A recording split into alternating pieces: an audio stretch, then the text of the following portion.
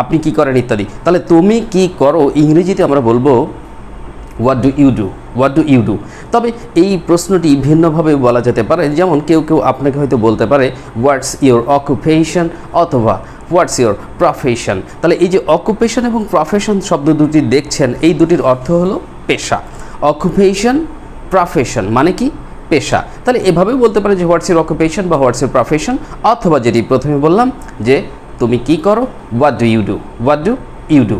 পরবর্তী বাক্য আমরা দেখব, স্ক্রিনে লক্ষ্য করি আমরা পরবর্তী বাক্য দেখতে পাচ্ছি আমরা এখানে রয়েছে তোমার ডাক নাম কি। তোমার ডাক নাম কি? এক একজনের এক একটা ডাক নাম থাকে, ঠিক আছে। আচ্ছা, যেমন আমি আসাদুজ্জামান আসাদ, আমাকে অনেকে আসাদ স্যার বলে বা আসাদ বলে ডাকে, যেমন ডাক নাম যেটা আমার। তো আপনাদের প্রত্যেকেরই কারো কারো ডাক নাম রয়েছে যে নামটি একটু ছোট হয়, যেটাকে আমরা নিকনেম বলি। তাহলে পুরো বাক্যটা যে তোমার ডাক নাম কি, ইংরেজিতে আমরা বলবো যে what's your nickname, what's your nickname, তোমার ডাক নাম কি। আশা করি বুঝতে পেরেছেন। পরবর্তী বাক্য আমরা দেখতে পাচ্ছি স্ক্রিনে রয়েছে, সেটা হচ্ছে তোমার নামের অর্থ কি। আমাদের প্রত্যেকের নামের এক একটা অর্থ থাকে, আবার কারো কারো নাম ভিন্ন ভিন্ন নাম থাকে, যেমন রনি, টনি। আসলে এগুলো সেরকম কোনো অর্থ হয় না, তবে অর্থবহ নাম রাখা উচিত। তো ধরুন আপনার নামের একটা অর্থ রয়েছে, আপনার নামের একটা অর্থ রয়েছে এবং আপনার সেটা যদি জানা থাকে, তো এক্ষেত্রে আপনাকে প্রশ্ন করবে আগে যে তোমার নামের অর্থ কী। তখন আপনাকে সে কী বলবে, ইংরেজিতে বলবে যে হোয়াটস the meaning of your name, what's the meaning of your name. এবার আপনার যদি নামের অর্থ জানা থাকে, আপনি নামের অর্থটি বলবেন, না জানা থাকলে বলবেন আই ডোন্ট নো, আমি জানি না বা ইত্যাদি। তাহলে তোমার নামের অর্থ কী, what's the meaning of your name. বাক্যটা আমরা শিখে গেলাম। পরবর্তী বাক্যে চলে যাচ্ছি। পরবর্তী বাক্য আমরা স্ক্রিনে লক্ষ্য করতেছি, এখানে দেওয়া আছে তুমি বর্তমানে কোথায় থাকো। ধরুন আমাদের এক এক জায়গায় এক একজনের এক একটা কী থাকে, বার্থ প্লেস অর্থাৎ জন্মস্থান থাকে, কিন্তু অনেক সময় আমরা সেই জন্মস্থানেই থাকি কাজকর্মের উদ্দেশ্যে, চাকরি বাকরি। আবার অনেক সময় চাকরি বাকরি কাজকর্মের উদ্দেশ্যে আমরা জন্মস্থান ছেড়ে অন্য কোনো জায়গাতেও আমাদেরকে থাকতে হয় বা যেতে হয়। তো এখানে প্রশ্নটি কি দেখতে পাচ্ছি আমরা স্ক্রিনে, যে তোমার তুমি বর্তমানে কোথায় থাকো। তাহলে এই প্রশ্নটা ইংরেজিতে আমরা বলবো যে অ্যাট প্রেজেন্ট, যেমন বর্তমানে এখানে যে ফ্রেজটা আসবে অ্যাট প্রেজেন্ট, যার বাংলা অর্থ হবে বর্তমানে। তাহলে where do you live at present, where do you live মানে তুমি কোথায় বাস করো। অ্যাট প্রেজেন্ট শেষে যেটা দেখছেন এটার বাংলা অর্থ হচ্ছে বর্তমানে। তাহলে where do you live at present, বর্তমানে তুমি কোথায় বাস করো। তাহলে এখানে অ্যাট প্রেজেন্ট মানে কিন্তু বর্তমানে। আশা করি বুঝতে পেরেছেন। চলুন আমরা স্ক্রিনে লক্ষ্য করি, পরবর্তী প্রশ্নটি আমরা দেখতে পাচ্ছি এখানে আছে তুমি কোথায় পড়াশোনা করো। এই প্রশ্নটি যদি আপনাকে কেউ করে যে তুমি কোথায় পড়াশোনা করো, তাহলে সে ইংরেজিতে আপনাকে বলবে where do you study. Study, STUDY, এই যে শব্দটি দেখছেন স্টাডি, যার বাংলা অর্থ হচ্ছে পড়াশোনা করা। তাহলে আপনারা বলছেন ওয়্যার ডু ইউ স্টাডি, তুমি কোথায় পড়াশোনা করো। ওয়্যার ডু ইউ স্টাডি, তুমি কোথায় পড়াশোনা করো। আশা করি বুঝতে পেরেছেন। ওকে, এরপরে চলুন পরবর্তী বাক্যটা আমরা একটু দেখব। পরবর্তী বাক্য আমরা স্ক্রিনে লক্ষ্য করলাম, দেখতে পাচ্ছি তোমার নিজ জেলার নাম কি। কেউ আপনাকে প্রশ্ন করছে তোমার নিজ জেলার নাম কি। তাহলে নিজ জেলা, এটার ইংরেজি কি বলবো, এটার ইংরেজি আমরা বলবো হোম ডিস্ট্রিক্ট, নিজ শহর, হোম টাউন, এভাবে বলতে হয়, ঠিক আছে। ওকে, তো এখন এখানে প্রশ্ন এসছে যে তোমার নিজ জেলার নাম কি। তাহলে প্রশ্নটি হবে যে what's the name of your home district, what's the name of your home district. তাহলে হোম ডিস্ট্রিক্ট মানে কি, নিজ জেলা। What's the name of your home district, তোমার নিজ জেলার নাম কি।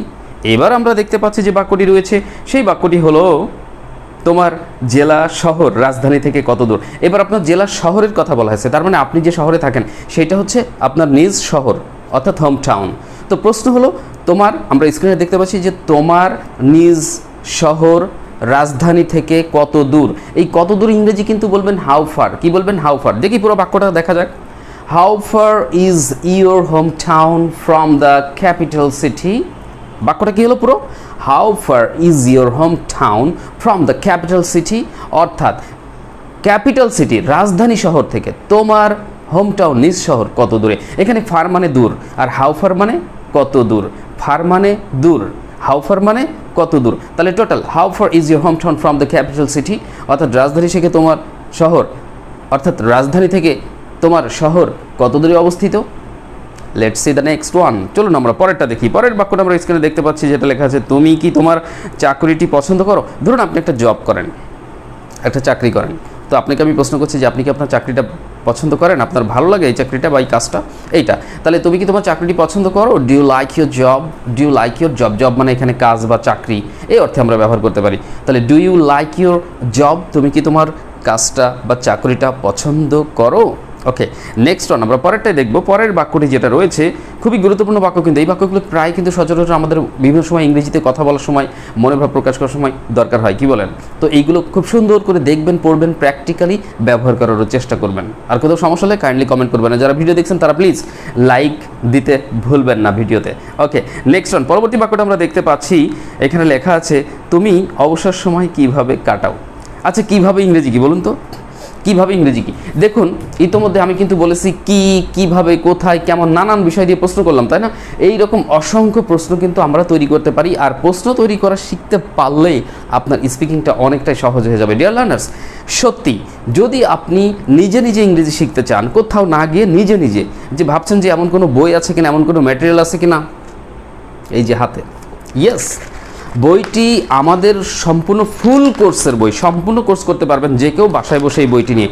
বইটিতে বাংলায় ভোকাবুলারির বাংলা অর্থ, উচ্চারণ সহ সেন্টেন্সের বাংলা, এবং এই ভোকাবুলারি সেন্টেন্স মেকিং ছাড়াও প্রেজেন্টেশন, বিভিন্ন ধরনের এক্সপ্রেশন, তারপরে ইন্টারভিউ সেশন, এছাড়া সিচুয়েশনাল কনভারসেশন, কোন পরিস্থিতিতে আপনি কী ধরনের ইংরেজি বলবেন, কোথায় বলবেন, কিভাবে বলবেন, বিভিন্ন প্রশ্নের উত্তর কিভাবে দিবেন, চাকরি বাকরি ইন্টারভিউ সেটা তো বলেছি, এছাড়া অনেক অনেক অ্যাডভান্স লেভেলের ভোকাবুলারিও দেওয়া আছে বাংলা অর্থ সহ। আশা করছি যারা খুব দুর্বল তারা নিজে নিজে বাসায় সম্পূর্ণ ফুল কোর্স করতে পারবেন এই বইটির মাধ্যমে। যারা বইটি সংগ্রহ করতে চান, আমাদের স্ক্রিনের উপরে দেখতে পাচ্ছেন কন্ট্যাক্ট নাম্বার দেওয়া আছে। দেশ কিংবা বিদেশ থেকে সম্মানিত প্রবাসীরাও যদি প্রয়োজন মনে করেন, দেশ কিংবা বিদেশ থেকে প্রত্যেকে এই নম্বরে যোগাযোগ করতে পারেন। আমরা বইটি সরবরাহ করব, ব্যবস্থা করব। পাশাপাশি এই বইয়ের লেসন ভিত্তিক ভিডিও ক্লাস আছে, সেই ভিডিও ক্লাসগুলো আমি সুন্দর করে নিয়েছি, সহজ করে বুঝিয়েছি। আমার ক্লাস যদি সহজে বুঝে থাকেন তা আশা করছি এই বই নেওয়ার পর সেই ভিডিও ক্লাসগুলো সহজে বুঝবেন। তো ভিডিও ক্লাস পাঠিয়ে দেবো, প্র্যাকটিস করবেন। কোথাও সমস্যা হলে আমাকে জানাবেন, এখানে ইমো হোয়াটসঅ্যাপ নাম্বার দেওয়া আছে, এই নম্বরে ইমো হোয়াটসঅ্যাপ আছে। ইনশাল্লাহ আপনাকে সেই লেসনটা বুঝিয়ে দেওয়া হবে সুন্দর করে, এবং সেটা আমি করি। সো আস্থা রাখুন। তো যারা প্রয়োজন মনে করছেন যে বইটা দরকার, তারা অবশ্যই নক করুন। এছাড়া যদি মনে করেন যে অনলাইন কোর্স করতে চান, আমি পার্সোনালিও কোর্স করাই, 1-to-1 সেশন, যে আপনি অনেক দুর্বল কিন্তু আপনি একা শিখতে চাচ্ছেন, 30 জন 50 জনের মধ্যে বসে নাই, পার্সোনালভাবে দেশ কিংবা বিদেশ থেকে যে কেউ একা একা স্পেশালি কোর্স করতে চাইলেও এখানে ইমো হোয়াটসঅ্যাপ আছে, যোগাযোগ করবেন। ইনশাআল্লাহ ভালো একটা ব্যবস্থা করে দেবো, এবং চেষ্টা করব আন্তরিকতার সাথে আপনাদের সবার জন্য, কারণ ওয়ার্ল্ড ওয়াইড অনেক কান্ট্রিতে আমি কোর্স করাই, আপনারা হয়তো বা জানেন। তো যদি করতে চান যোগাযোগ করবেন, আর বইয়ের প্রয়োজন হলে জানাবেন। তো যেটা বলতেছিলাম, কিভাবে, এটার ইংরেজিও কিন্তু দেওয়া আছে যে হাউ দিয়ে কীভাবে প্রশ্ন করতে হয়, এটাতে দেওয়া আছে। তো যেটা বলতেছিলাম যে কিভাবে, হাউ, কিভাবে ইংরেজি কি, হাউ, তুমি কিভাবে অবসর সময় কাটাও। আমি যে প্রশ্নটি বলতেছিলাম হাউ দিয়ে, সেটা হচ্ছে যে তুমি কিভাবে অবসর সময় কাটাও। তো এখানে কিভাবে কাটাও, এই কিভাবে শব্দটি অর্থাৎ হাউ, এটা দিয়ে আপনাকে প্রশ্নটা শুরু করতে হবে, ডব্লিউএস কোয়েশ্চেন কিন্তু এটা। তাহলে হাউ ডু ইউ, এবার কাটানো ইংরেজি কি বলবেন, পাস। পাস মানে অতিক্রম করা বা কাটানো। হাউ ডু ইউ পাস তোমার অবসর সময়, how do you pass your leisure, leisure মানে অবসর যেটা। তাহলে how do you pass your leisure বা how do you pass your leisure টাইমও বলতে পারেন। Okay, how do you pass your free time সেটাও বলতে পারেন। তাহলে তুমি কিভাবে তোমার অবসর সময় কাটাও, এটার আমরা ইংরেজি স্ক্রিনে যেটা দেখলাম যে how do you pass your leisure, এটা আপনারা বলবেন। ওকে, বা how do you pass your leisure time. এবার চলুন পরবর্তী বাক্যটা আমরা চোখ রাখবো। পরবর্তী বাক্যটা আমরা স্ক্রিনে দেখতে পাচ্ছি দেওয়া আছে, তুমি কি বাইরে ঘুরতে পছন্দ করো। আমরা অনেকে আছি মাঝে মাঝে অবসরে বাইরে ঘুরতে যাই, বিভিন্ন জায়গায় বেড়াতে যাই। তো তুমি কি বাইরে ঘুরতে পছন্দ করো, এটাকে আমরা বলবো do you like moving outside.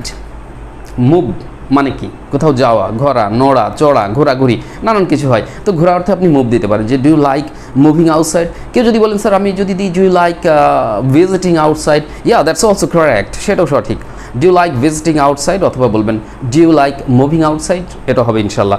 পরবর্তী বাক্যটা আমরা একটু দেখবো। এর পরবর্তী বাক্যটা আমরা স্ক্রিনে দেখতে পাচ্ছি, দিনের কোন সময়টি তোমার সবচেয়ে প্রিয়। দিনের বেলায় তো মনে করেন সকাল, দুপুর, বিকাল, নানান সময় থাকে এরকম। তো এই সময়গুলোর মধ্যে কোন সময়টি আপনার সবচেয়ে প্রিয়। তো এখন আপনি বললেন যে দিনের মধ্যে সকালটা আমার সবচেয়ে প্রিয়। প্রশ্ন করা হচ্ছে কি যে দিনের কোন সময়টি তোমার সবচেয়ে প্রিয়। ইংরেজিতে প্রশ্নটা হলো what's your favourite time of the day, what's your favourite time of the day. Screen follow করবেন, what's your favourite time of the day, দিনের সবচেয়ে প্রিয় সময় তোমার কোনটা। উত্তরে যেটা পছন্দ হয় সেটা বলবেন, সকাল কি বিকাল যাই হোক সেটা কোনো ব্যাপার না। আচ্ছা, পরবর্তী সেন্টেন্সটা আমরা একটু দেখব। পরবর্তী সেন্টেন্সে যেটা রয়েছে সেটা হচ্ছে আমার ডাকনাম আব্দুস সালাম। ধরুন আপনার ডাকনাম আব্দুস সালাম, আপনি বলছেন মাই নিকনেম ইজ আব্দুস সালাম, মানে মেইন হচ্ছে সালাম, মাই nickname is Abdus Salam, but main মানে নিকনেম ডাকনামটা কোনটা হবে, সালামটা। তো যেটা আমরা পরে দেখব। আচ্ছা, এবার ধরেন আপনি বলছেন যে আমার নামের অর্থ শান্তি, যেহেতু সালাম বলেছেন, সালাম মানে শান্তি, পিস যেটা, আমার নামের অর্থ শান্তি। তখন আপনি ইংরেজিতে বলছেন the meaning of my name is শান্তি ইংরেজি piece. The meaning of my name is piece.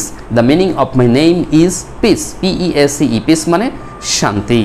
পরবর্তী বাক্যটি স্ক্রিনে ফলো করবো সবাই প্লিজ। আমরা পরবর্তী বাক্যটি স্ক্রিনে দেখতে পাচ্ছি লেখা আছে আমি নিয়মিত আসাদুজ্জামান স্যারের ভিডিও ক্লাস দেখি। আমি আসাদুজ্জামান স্যার আপনাদের প্রশিক্ষক, তো আপনি বলছেন যে আমি নিয়মিত আসাদুজ্জামান স্যারের ভিডিও দেখি, তাহলে বলবেন যে I watch the video classes of Asaduzzaman sir regularly. I watch the video classes of Asaduzzaman sir regularly. তাহলে আসাদুজ্জামান স্যারের ভিডিও ক্লাসগুলো আমি রেগুলার বা নিয়মিত দেখি, হয়ে গেল। এবার আমরা স্ক্রিনে যেটা দেখতে পাচ্ছি সেটা হচ্ছে যে আপনি বলছেন আমি দ্য মেন্টরস টিউটোরিয়াল চ্যানেলের একজন নিয়মিত দর্শক, মানে আমাদের এই চ্যানেলের আপনি একজন নিয়মিত দর্শক। যদি এটা বলতে চান আমি দ্য মেন্টরস টিউটোরিয়াল চ্যানেলের একজন নিয়মিত দর্শক, তাহলে রেগুলার দর্শক, আমার রেগুলার দর্শক ইংরেজি কি বলবেন?